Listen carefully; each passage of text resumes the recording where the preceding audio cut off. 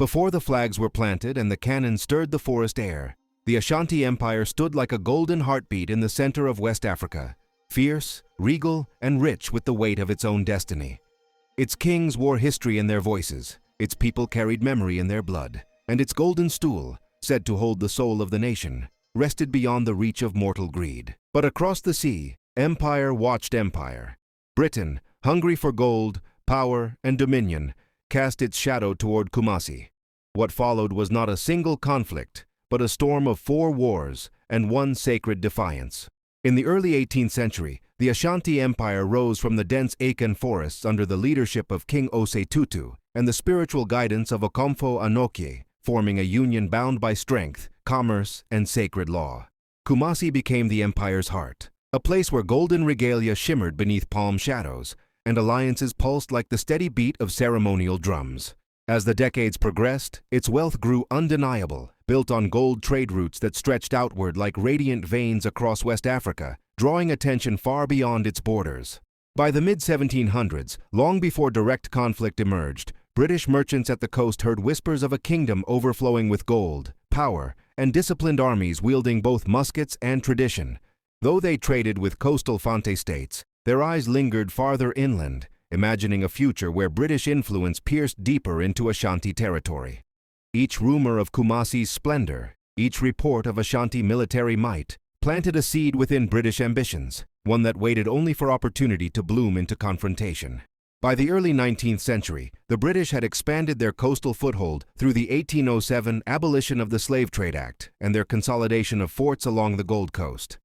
Tensions simmered as Fante allies pulled Britain into disputes with the Ashanti, whose authority over interior trade networks clashed directly with British designs. The stage was set for collision, one empire of the forest, shaped by ancestral unity, and one empire of the sea, driven by global conquest. The moment Britain discovered Ashanti greatness was the same moment destiny began closing its fist around the storms to come.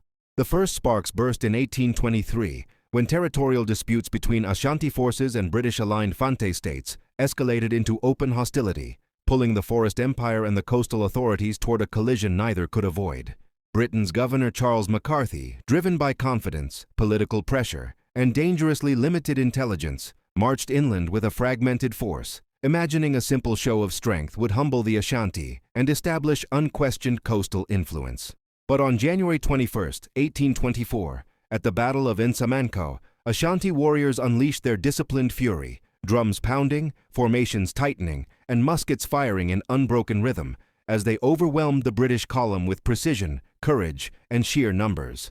McCarthy fell in battle, his detachment shattered, and the Ashanti carried his skull as a trophy, a stark and chilling message to the empire that dared challenge their sovereignty, power, and ancestral right to rule the forest.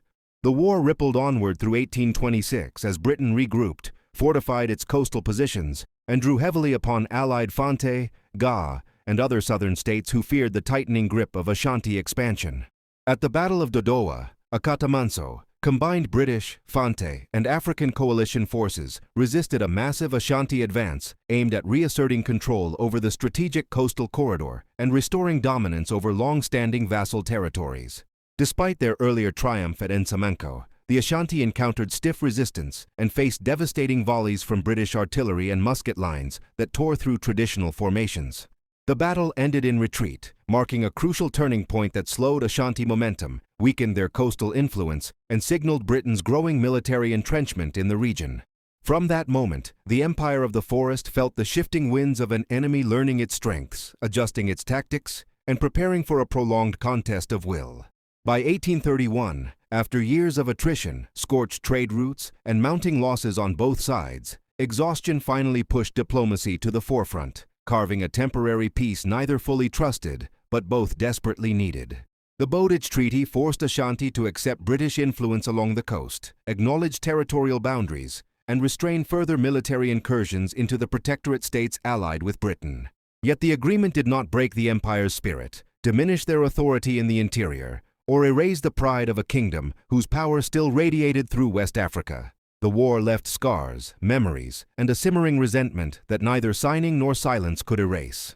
Beneath the uneasy calm, both nations prepared for a future in which treaties would prove fragile, ambitions would swell again, and the long struggle for dominance over land, gold, and destiny would be far from over. In the decades after the First War, the Ashanti Empire remained powerful, though increasingly pressured by shifting alliances and economic disruptions along the coast. Britain tightened its grip on Fante territories, solidifying influence through diplomacy, coercion, and expanding trade regulations that cut deeply into Ashanti commercial networks. As British administrators pushed inland, they encountered the Ashanti conviction that sovereignty extended far beyond Kumasi, into every path where gold flowed, every village bound by allegiance, and every frontier shaped by ancestral authority. The 1840s and 1850s deepened tensions, marked by disputes over runaway slaves, violated borders, and Britain's refusal to recognize Ashanti claims over the coastal regions. Meanwhile, the Ashanti continued to view coastal states as vassals whose allegiance could not be dissolved by foreign treaties. British officials, determined to break this system, constructed narratives of Ashanti tyranny to justify further intervention. Each side saw itself as the rightful guardian of order, and each move pulled them closer to another inevitable confrontation. By the 1860s, Britain's ambition sharpened with the rise of Governor Edward Lugard and later Governor Richard Pine, who viewed Ashanti influence as incompatible with British plans for the Gold Coast. When a series of provocations, including attacks on coastal allies and contested authority over Elmina, came to the forefront, the second storm began forming. The Ashanti prepared once again for war, determined to defend their sovereignty with the same fire that had shaken British forces decades earlier. And Britain, now far better armed and more strategically unified, prepared to test the empire it once underestimated. The second conflict ignited in 1863, when a fugitive from Ashanti territory fled south and placed himself under British protection, sparking a dispute that neither empire was willing to overlook. Ashanti leaders demanded his return as a matter of sovereign right, arguing that authority over their subjects extended across every border they recognized, while British officials refused and painted the Ashanti request as a threat to regional order. Tension spread quietly through the forest frontier as messengers carried warnings, armies gathered, and suspicion hardened into inevitability, pushing both nations toward another costly confrontation. Britain launched a campaign inland with confidence in its imperial posture, yet its soldiers soon found themselves slowed by torrential rains, collapsing roads, swamps of thick mud, and a landscape that swallowed supply trains as easily as it drained morale. Small skirmishes flickered through the dense canopy as scouting parties collided. But the conflict never produced the sweeping, decisive clashes that had defined the First War and reshaped British expectations. Fever ravaged British regiments with a ferocity unmatched by Ashanti guns, striking down officers and soldiers in the humid dark of the forest night, and turning every mile forward into a test of endurance rather than strategy. Meanwhile, the Ashanti watched the invaders falter against a terrain that had long protected their kingdom, recognizing that the forest itself fought beside them with a patience no army could match. What Britain envisioned as a swift, punitive advance became a protracted ordeal in which disease outpaced every weapon and the will to fight eroded under the weight of sickness, exhaustion, and logistical collapse. By mid-1864, Britain withdrew its battered forces, acknowledging that the expedition had failed without achieving any meaningful political or military objective, and leaving the region with little more than wasted lives and wounded pride. The Ashanti declared moral victory, for they had not been defeated in battle nor forced from their borders, yet the triumph was shadowed by the realization that the empire's greatest challenge lay not behind, but ahead. The uneasy peace that followed was born not from reconciliation, but mutual fatigue, and both powers retreated to restore their strength while sensing that destiny had merely paused the struggle, not concluded it. In the silence that settled over the forest, each side understood that another storm would rise, and when it did, its consequences would reach far beyond the failures of this incomplete war. The 1870s marked the height of European expansion in Africa, and Britain intensified its presence on the Gold Coast with strategic clarity. The Ashanti Empire, though still formidable under Asantehene Kofi Karakari, felt the tightening grip of foreign power along the coast, where treaties shifted loyalties and British administrators consolidated authority. When the Netherlands ceded Elmina to Britain in 1872, an act deeply offensive to Ashanti, who considered Elmina a tributary state, the empire saw it as a direct challenge to its sovereignty. The Ashanti response was swift. A military expedition toward Elmina to reassert control and resist British encirclement. Britain interpreted this movement as an act of aggression, and Governor Sir Garnet Wolseley prepared a calculated military campaign to settle the Ashanti question once and for all. This time, Britain mobilized a formidable force backed by modern weapons, African auxiliaries, and advanced supply chains designed to overcome the environmental hardships that crushed the previous war effort. The path to war was sealed when diplomacy collapsed under the weight of long-standing grievances on both sides. The Ashanti refused to recognize British dominance, and Britain refused to accept Ashanti influence over the coast. With tension hardened into inevitability, both nations embarked toward a conflict that would reshape West African history. The Third Anglo-Ashanti War loomed, promising fire, devastation, and a battle for the very heart of the empire. In 1873, when Sir Garnet Wolseley marched inland from the humid Gold Coast shoreline, he brought with him a level of precision and discipline unlike anything previously witnessed in the region. His expedition, an imposing blend of British regulars, disciplined Hausa troops, naval brigades, and African allies, moved with the cold efficiency of an iron tide, determined to fracture the Ashanti Empire's dominance once and for all. Villages suspected of supporting the Ashanti resistance were set ablaze, their smoke rising as grim markers of Wolseley's advancing route. Supply lines, once the arteries of Ashanti strength, were dismantled with calculating intent. Yet the Ashanti warriors, bound by ancient oaths and fierce devotion to their king, stood defiantly beneath the dense forest canopies. Their courage was legendary, but their muskets and traditional battle formations faltered against the relentless storm of British breech-loading rifles and modern artillery. Each volley tore into the Ashanti lines, shattering shields, scattering regiments, and rewriting the balance of power on the battlefield. The turning point arrived in the first weeks of 1874, when Wolseley's hardened columns pressed through the forest trails and stood on the threshold of Kumasi, the spiritual heartbeat of the Ashanti world. Fighting erupted across the outskirts, echoing through groves and ceremonial roads, but strategy prevailed where brute force had failed. When Ashanti commanders pulled their forces back to preserve the core of their army, Wolseley seized the moment. He ordered Kumasi to be burned, a ruthless act meant to crush not only the empire's authority, but its ancestral soul. Flames swallowed royal palaces adorned with centuries of history, consumed state archives, and devoured courtyards once alive with festival drums and golden pageantry. The sacred city became a skeleton of charred pillars and drifting embers, its smoke rising like a morning chant into the gray West African sky. The destruction was not merely military, it was a wound carved deeply into the spiritual foundation of the Ashanti nation.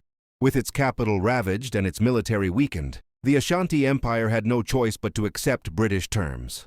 The Treaty of Falmouth, signed in July 1874, imposed crushing indemnities, stripped the Ashanti of their coastal influence, and formalized British supremacy along the southern trade routes. Though the empire remained standing, its authority had been gravely reduced, and Britain walked away emboldened and certain of its eventual domination. Yet within the Ashanti realm, a quiet ember of defiance continued to glow. They had endured scorched earth, forced concessions, and profound humiliation, but their identity endured, their unity survived, and above all, their most sacred symbol, the Golden Stool, remained untouched, unyielding, and spiritually inviolable. After the Third War, the Ashanti Empire entered a period of political strain, financial burden, and internal restructuring. Asantehene Kwaku Duatu's early death destabilized leadership until Prempeh Yefrun ascended the throne in 1888, determined to restore dignity and independence. Britain, however, moved steadily toward full control of the Gold Coast, and by the 1890s, they sought complete submission of Ashanti authority. Prempeh resisted demands for a protectorate, asserting that Ashanti sovereignty was not for sale to any foreign crown.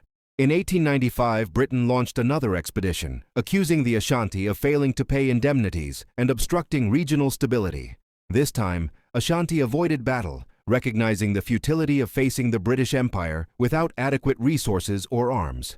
British troops marched into Kumasi in January 1896 without resistance, arresting Prempeh I, his mother the Queen Mother Ya Akya, and other royals.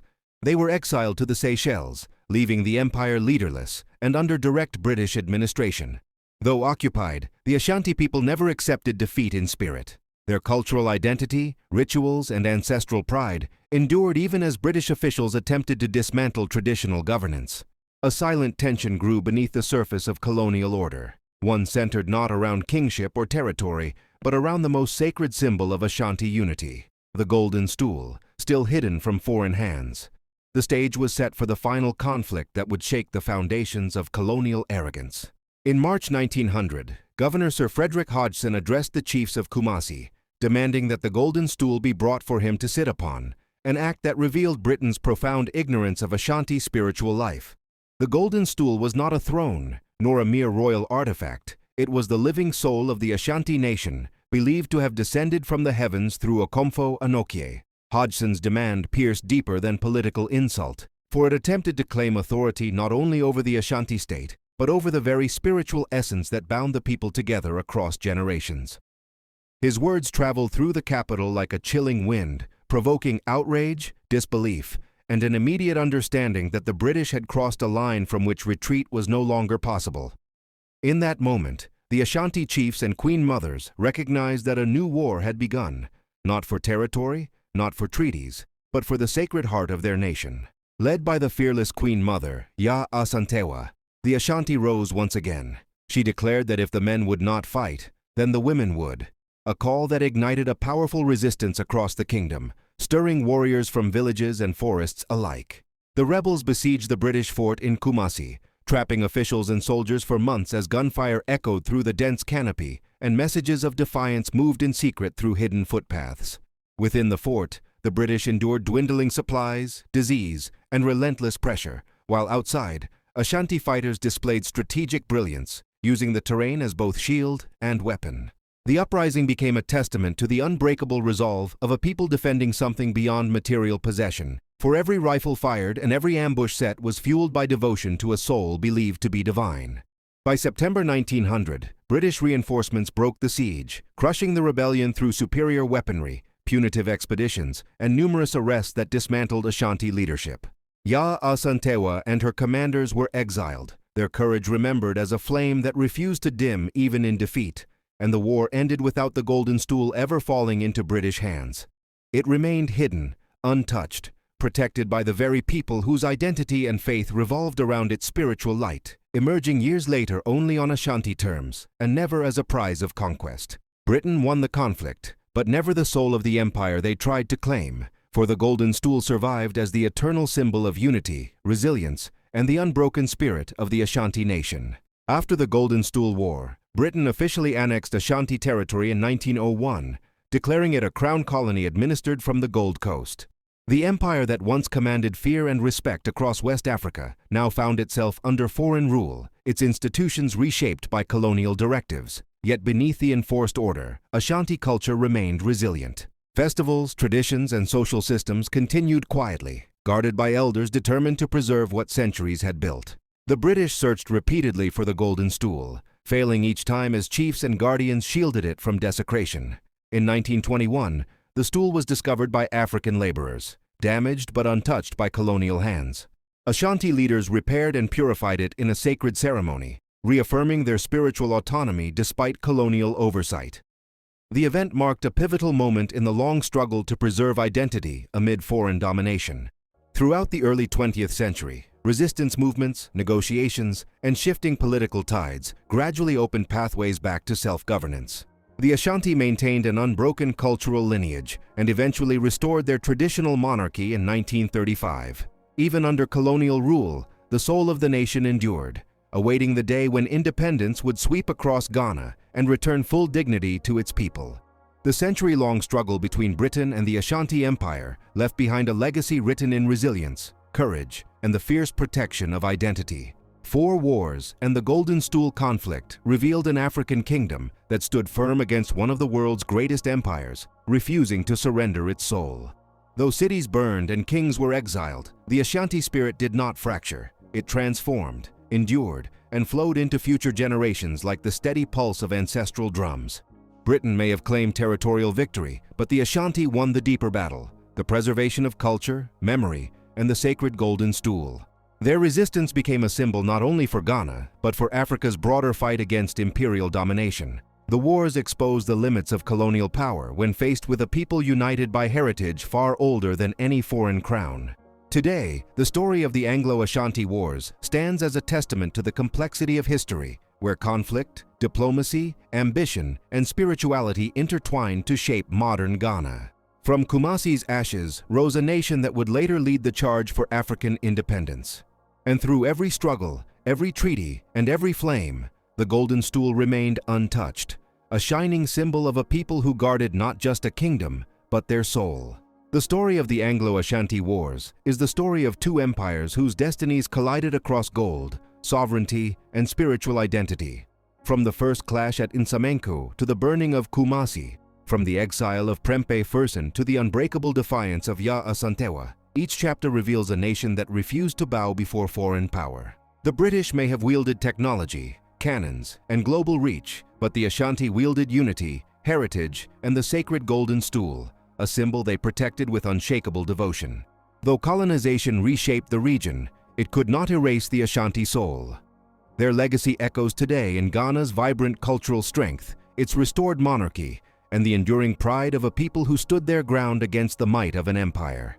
The wars ended, but the spirit did not. Ashanti history survives because its heartbeat never faltered. If you found this journey through history enlightening, powerful, or inspiring, then AfterTIme invites you to continue exploring the stories that shaped our world. Like, subscribe, and share to help us bring more forgotten legends, hidden empires, and untold truths to light. History lives on because you keep it alive.